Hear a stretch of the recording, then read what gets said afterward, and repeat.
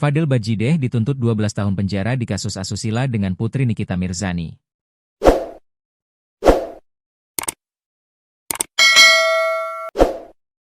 TikTokers Fadel Bajideh dituntut hukuman berat oleh Jaksa Penuntut Umum, JPU, dalam sidang yang digelar di Pengadilan Negeri Jakarta Selatan, Senin, 1 September 2025. Hal itu disampaikan oleh Humas Pengadilan Negeri Jakarta Selatan, Rio Barten, yang menyebut sidang tuntutan Fadel Bajideh, terdakwa tak dihadirkan ke persidangan atau secara daging. Sidang tadi secara daring dan tuntutan sudah dibacakan JPU, kata Rio Barten di kantornya, Senin sore. Rio menyebut JPU menyatakan kalau Fadel Bajideh dinyatakan bersalah dan meyakinkan melakukan tindak pidana dugaan persetubuhan terhadap anak di bawah umur dengan korban Loli, anak Nikita Mirzani. Sidang tadi sudah menyampaikan surat tuntutannya, JPU sudah menyampaikan surat tuntutannya. Dituntut selama 12 tahun, denda 1 miliar rupiah. Apabila denda tidak dibayar diganti dengan pidana kurungan selama 6 bulan, terangnya.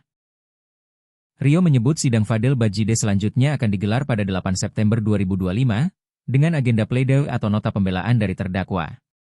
Minggu depan pembelaan terdakwa sidangnya, ucap Rio Barten.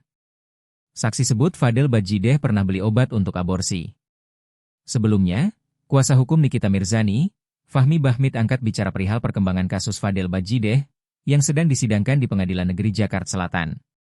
Fadel Bajideh tengah tersandung kasus dugaan persetubuhan dan aborsi terhadap korban LM atau Loli, anak Nikita Mirzani. Fahmi Bahmid mengungkapkan sejauh ini sudah ada 5 saksi yang dihadirkan dalam kasus Fadel, dengan memberikan beragam keterangan.